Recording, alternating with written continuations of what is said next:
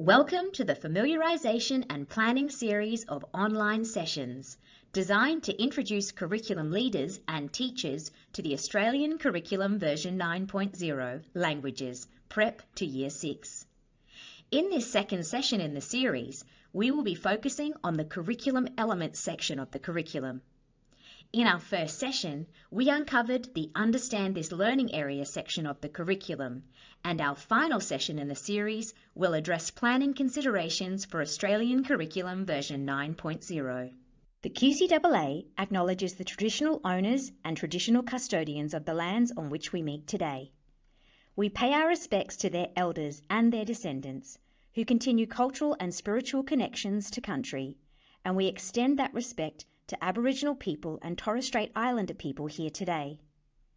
We thank them for sharing their cultures and spiritualities and recognise the important contribution of this knowledge to our understanding of this place we call home. In Session 2, our learning goal is to understand the implications of changes to the Australian Curriculum version 9.0 Languages to plan for the transition in your own context. You will know if you have been successful, if you have more knowledge about the curriculum elements in version 9.0 of Languages curriculum and can identify actions for planning in your school. This recording is accompanied by a worksheet for you to record your responses to the activities and reflection points throughout the presentation. If you have not already done so, please take some time now to download or print the Session 2 outline resource. We will work through these 3 topics in the session. We began Session 1 in the series by orienting ourselves to a process we can use to engage with the changes in Australian Curriculum version 9. Let's briefly review that process now. Here is the approach we propose to assist schools in their implementation of Australian Curriculum version 9.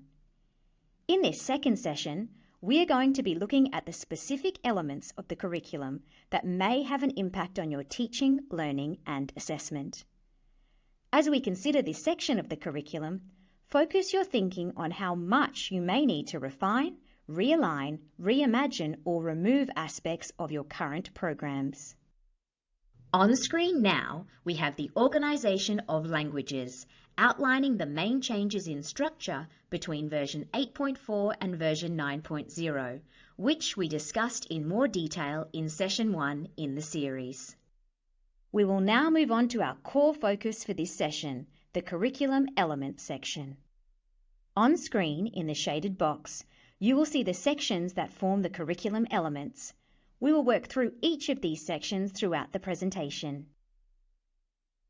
As we work through the Languages curriculum elements and the changes we can see in version 9, let's keep our process for identifying actions for planning in mind.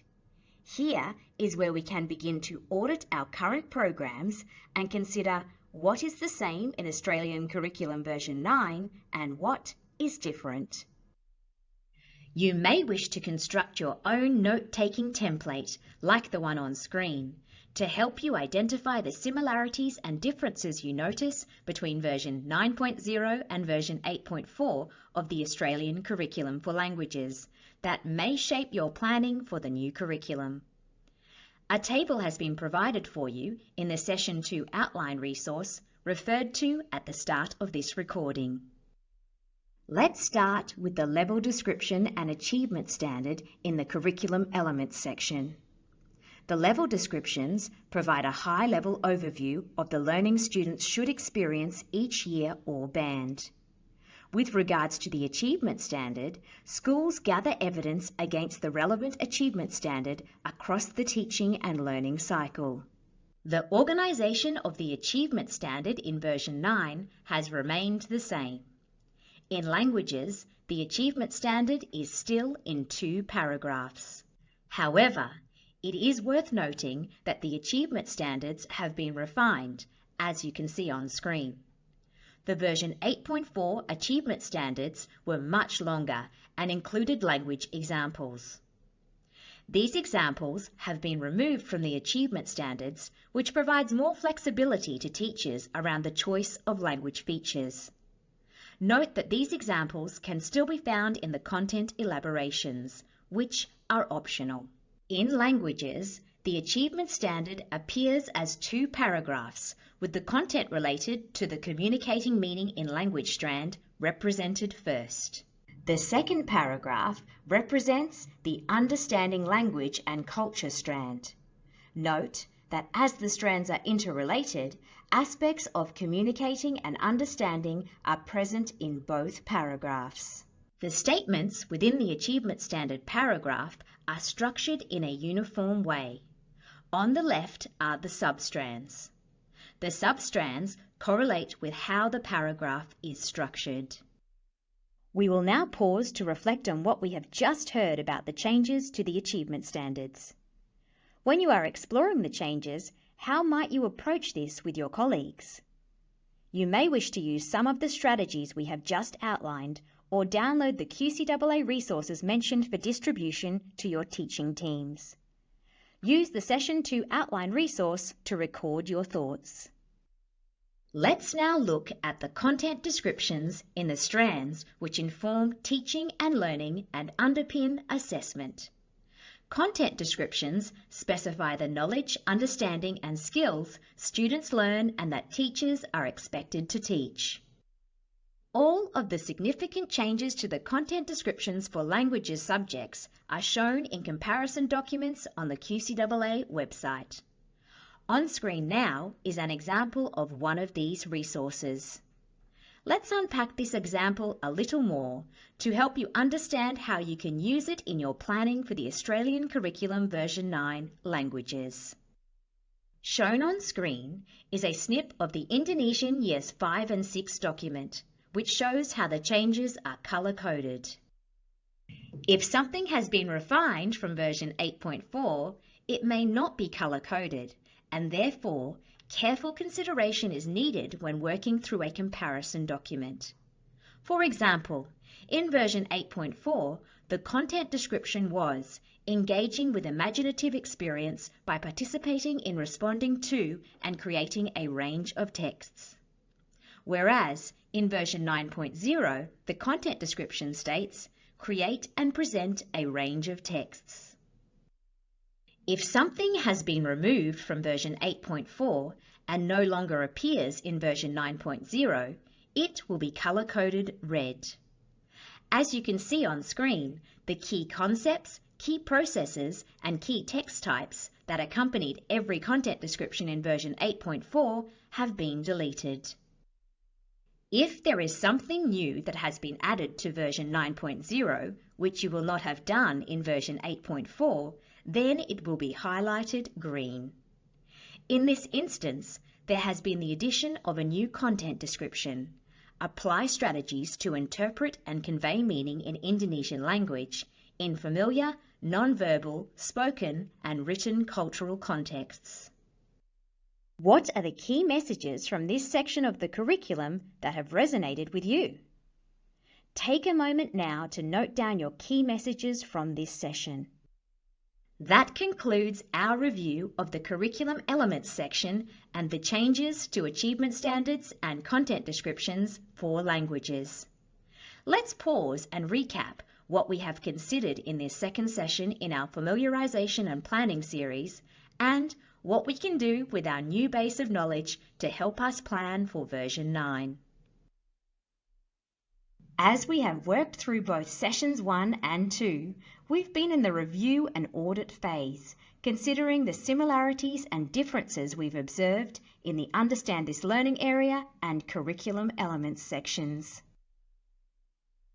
Let's now turn our attention to what these similarities and differences might mean for our teaching and learning and assessment plans to identify some actions for ourselves from here. With the information you now have from participating in these sessions, you can start to make some decisions about how much you may need to refine, realign, reimagine, or remove from your current programs to meet the requirements of the revised curriculum. Based on what you have heard about the changes, where do you need to focus your attention as you plan for the transition to the Australian Curriculum Version 9? We'll now pause for a moment to allow you to start that decision-making process. Reflecting on what you've heard and considering your current plans, you may be thinking that implementation of version 9 in your context will largely be about making refinements to what you have already got. You've recognized that you have a solid foundation in your current program and that changes in version 9 will only mean minor adjustments to your teaching and learning activities and assessments. Alternatively, in other contexts, and perhaps in certain year levels only, you may need to consider realigning your activities and assessment based on changes to the content descriptions and achievement standards we've considered in this session. Perhaps there are units you want to reimagine. You may have been reflecting on the changes we've discussed in sessions 1 and 2 and decided it is an opportunity to redesign some teaching and learning activities or assessment tasks. Therefore, has the version 9 curriculum prompted some new thinking for you about how to move your plans forward? Finally, are there some aspects that it will be necessary to remove in order to meet the requirements of the revised curriculum in your context? You may wish to use the tables in your Session 2 outline to plan your next steps. Consider your current teaching, learning and assessment plans and use the scale, where 5 equals strongly agree, to evaluate how much you need to refine, realign, reimagine or remove material from your current plans. Record some notes where you have identified particular actions. Pause the session recording and take some time to determine where the majority of your work will be as you plan for version 9. As the session comes to a close, let us reflect on our learning goal and success criteria. We have built our knowledge about Australian Curriculum version 9 languages and identified some actions for planning in our particular school context. That concludes the second session and our discussion on the curriculum elements section. In the final session of our series on familiarisation and planning, we will be discussing how to plan with the Australian Curriculum version 9. On screen, you will see an infographic that is part of our Elements for Effective Planning resource. You may wish to access this resource to familiarise yourself with its contents prior to the next session. On screen, you can see where this resource is available on the QCAA website. If you have any queries regarding the information from this session, please reach out to the K-10 Curriculum and Assessment branch with the contact details noted on screen. We thank you for your time in completing this session and look forward to working with you in Session 3 of the Familiarisation and Planning series.